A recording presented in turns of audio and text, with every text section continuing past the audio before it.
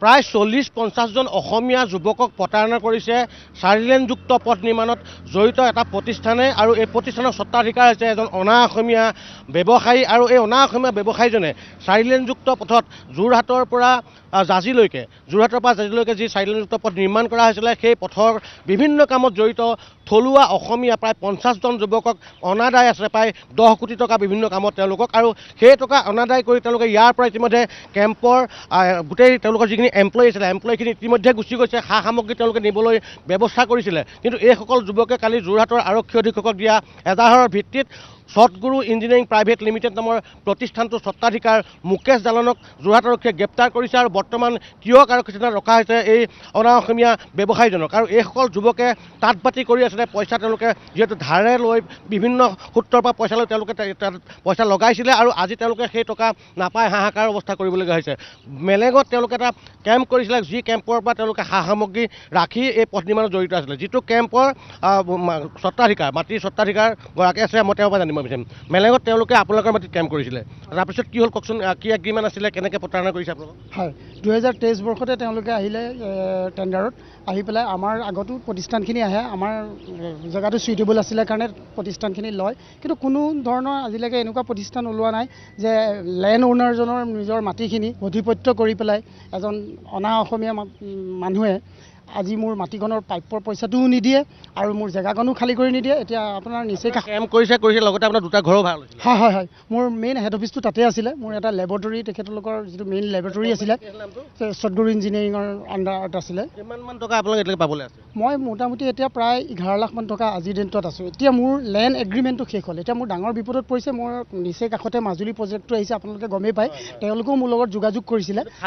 খালী কৰি দিয়া নাই এতিয়া মেচিনাৰীখিনি তাত আছে মই এতিয়া মোৰ যিটো গুদাম আছে এইখিনি তাৰপৰা চুৰ কৰি লৈ গুচি গ'লে আপোনালোক পলুৱাই লৈ গুচি গ'লে নহয় সেইটো এটা ইণ্টাৰেষ্টিং কথা এতিয়া মেচিনাৰীখিনি তত্বাৱধানত মই থকা নিচিনা হৈছে এতিয়া কাইলৈ যদি তাত কিবা মিছলিনিয়াছ হয় তেতিয়া তেওঁ মোৰ ওপৰতো আকৌ এটা এজাহাৰ দিব আপোনালোকে দিয়া এজাহাৰ ভিতৰত তেওঁক গ্ৰেপ্তাৰ কৰিছে হয় অভিয়াছলি আমি এজাহাৰ দিছোঁ মই তেওঁক কোৰ্ট নটিচ অলৰেডি পঠাইছিলোঁ তেওঁ এখন ৰিচিভো কৰিলে তাৰপিছত তেওঁ মোৰ লগত গুৰুত্ব নাই আপুনি কিহৰ মানে পাবলৈ মই লেবাৰ দিছিলোঁ কাম কৰা শ্ৰমিক দিছিলোঁ কিমানমান টকা মই আজিৰ ডেটত 22 লাখ টকা পাবলৈ আছে আপোনালোকে মই চিল দিছিলোঁ ব্ৰহ্মপুত্ৰ চিলটো যিটো বিঅপিত যিখিনি সামগ্ৰী দৰকাৰ মানে চিল সেইখিনি ব্ৰহ্মপুত্ৰ চিলখিনি চাপ্লাই দিছোঁ এজাহাৰ দেখিছোঁ প্ৰায় 7 কোটি টকা 4.5 কোটিমান পাবলৈ আছে 3জন যুৱকে দিছে মই আপোনাৰ কাকজানৰ পৰা লাডুগলৈকে ভিউপিত গোটেই তিনিওটা ভিউপিত চিলটো চাপ্লাই মই অকলে কৰিছিলোঁ তাত বেলেগে কোনো কৰা নাই তাৰ পইচা মোৰ 4 কোটি 36 লাখ টকা মোৰ আজি পাবলৈ আছে মানে ইয়াত থকা প্ৰতিজনৰে কিবা নহয় কিবা পাবলৈ আছে ইণ্টাৰেষ্টিং কথাটো কি আছে আপোনাৰ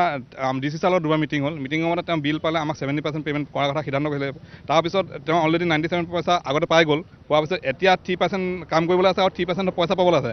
এই কেম্পত এতিয়া এমপ্লয়ী দেখোন নাই কাম কৰিবলৈ আছে নেকি মই আৰু এটা কথা কৈছোঁ 3% পইচা পাবলৈ আছে কাম কৰি পানি তাৰো 7 কোটি টকা এডভান্স আকৌ উঠাই ল'লে সি আকৌ এতিয়া ৰিচেণ্ট আজি 10-15-20 দিনৰ আগত এই আকৌ 7 কোটি টকা সি উঠাই লোৱাৰ পিছত আমাক পইচা দিয়া নাই যোনটো আপোনাৰ হেৰি আছিলে এইটো মাইনাছ আছে মাইনাছটো ভাইলেট কৰিছে আৰু আমাক চালফা হতুৱাই আমাক ভয় ভাবুকি খুৱাইছে আমাক উঠাই লৈ যাম বুলি কৈছে কেম্পটো ইয়াৰ পৰা উঠাই নিবলৈ চালফা লৈ আহিছে এজন কি আছিলে অনিমেষ শৰ্মা বৰুৱা আৰু সিজন মানৱ বৰুৱা তেনেকুৱা চালফা বুলি আমাক পৰিচয় দিছে আমাক উঠাই নিম বুলি ভয় ভাবুকি দিছে আপোনালোকৰ থলুৱা ইয়াতে আমাৰ কিমান যুৱক আপোনালোকে কামত জড়িত হৈ আছিলে আমি মোটামুটি 40-50জন মান আমি আছোঁ আপোনালোক চবেই পইচা পাবলৈ হয় মানে সৰু কিবা চাপ্লাই দিয়াবিলাক হয় কিন্তু বহুতে টকা পইচা ধাৰ ঋণ কৰি লগাইছিলে হয় কওকচোন কেনেকুৱা প্ৰব্লেম পইচা মোৰ কামৰ পইচা আছে আপোনাৰ 270 তাৰপিছত লাইটৰ আছিলে আপোনাৰ প্ৰায় 2 কোটি টকা মোৰ প্ৰায় পাবলগীয়া আছে 37 লাখ পাবলগীয়া আছে মই পাবলৈ 22,50,000 টকা চিল পেলোৱা চিল আমি আৰু বাকী মানুহবিলাকক পইচা দিব লগা আছে এখেতে বহুতক দিব লগা আছে আমি যি সঞ্জু দত্ত ফুৱেলৰ বা তেওঁ পেট্ৰল দিব 36 লাখ তেওঁ ফুৱেলৰ দিব আছে আৰু পাথৰ চাপ্লাই সেইখিনি সঞ্জুদা মোৰ পাৰ্টনাৰশ্বিপত আছিলে চব মিলাই মানে আমি প্ৰায় 5 কোটিৰে পাব লাগে এইসকল প্ৰায় 40-50জন অসমীয়া থলুৱা যুৱকক সৎগুৰু ইঞ্জিনিয়াৰিং প্ৰাইভেট লিমিটেডৰ স্বত্বাধিকাৰ মুকেশ জালানে তেওঁলোকক প্ৰতাৰণা কৰিছে তেওঁলোকক টকা দিবলৈ আছে প্ৰায় 10 কোটি টকা দিবলৈ আছে আৰু আৰক্ষী অধীক্ষকৰ তৎপৰতাত তেওঁক গুৱাহাটীৰ পৰা গ্ৰেপ্তাৰ কৰি তিয়ক থানাত ৰখা হৈছে কিন্তু এতিয়া এইসকল যুৱক সন্মুখত আছে ভিতৰত অধিবক্তা আহিছে তেওঁক জামিন ল'বৰ কাৰণে কিন্তু এইসকল থলুৱা যুৱকৰ পেটত তেওঁলোকে লাট মাৰি অনা অসমীয়া যি ব্যৱসায়ীজনে লুটি পুটি খালে সেয়া কিন্তু এতিয়া কোনেও চিন্তা কৰা নাই তেওঁলোকে জিলা উপায়ুক্তৰ সৈতে আয়ুক্তৰ সৈতে কেইবাবাৰো বৈঠক হৈছে তেওঁলোকৰ লগত এগ্ৰিমেণ্ট আছিলে, যি সেই এগ্ৰিমেণ্ট ভায়লেট কৰিছে, তেওঁলোকে যি শিবিৰ পাতিছিলে শিবিৰৰ সমগ্ৰ অঞ্চল আবদ্ধ কৰি ৰাখিছে, সেয়াও মুকলি কৰি দিয়া হোৱা নাই। আৰু এতিয়া মুকেশ জালানক ৰখা হৈছে টিয়ক থানাৰ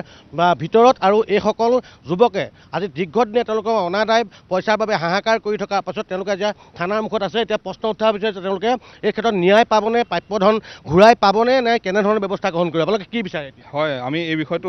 ইতিমধ্যে মুখ্যমন্ত্ৰী মহোদয়ক আমি জনাইছোঁ, আমি লিখিতভাৱে অভিযোগ দাখিল কৰিছোঁ। এতিয়া পুনৰ বিবেচনা কৰি এই মুখ্যমন্ত্ৰী মহোদয়ৰ হস্তক্ষেপ কামনা কৰিছোঁ। মানে তেওঁ পইচাটো আমি পাওঁ যে গোটেই ল'ৰাখিনি যে পইচাখিনি পায়, আমাৰ বেলেগ একো নাই। কাৰণ মুখ্যমন্ত্ৰীলৈ আহ্বান জনাইছে, লিখিত ইতিমধ্যে তেওঁলোকে মুখ্যমন্ত্ৰীলৈ পঠাইছে যে তেওঁলোকৰ যিখিনি প্ৰাপ্য সেই প্ৰাপ্যখিনি পোৱাৰ ক্ষেত্ৰত মুখ্যমন্ত্ৰী তেওঁলোকে হস্তক্ষেপ কামনা কৰিছে। যিহেতু তেওঁলোকে বহু টকা ইতিমধ্যে ধাৰে ঋণে তেওঁলোকে লগাই দিছে, সুদত পইচা লৈ লগাই দিছে, আৰু এতিয়া যদি তেওঁলোকে টকা নাপাবলৈ হয় নিতান্তই তেওঁলোকে যথেষ্ট সমস্যাত পৰিব। সেই মুখ্যমন্ত্ৰীৰ হস্তক্ষেপ কামনা কৰি তেওঁলোকৰ অনাদায় ধন আদায় কৰাৰ ক্ষেত্ৰত হস্তক্ষেপ কৰিবলৈ মুখ্যমন্ত্ৰীয়ে তেওঁলোকে আহ্বান জনাইছে। কেমেৰা পাৰ্চন গণেশৰ সৈতে যোৰহাটৰ পৰা প্ৰদীপ বৰা, নিউজ লাইভ।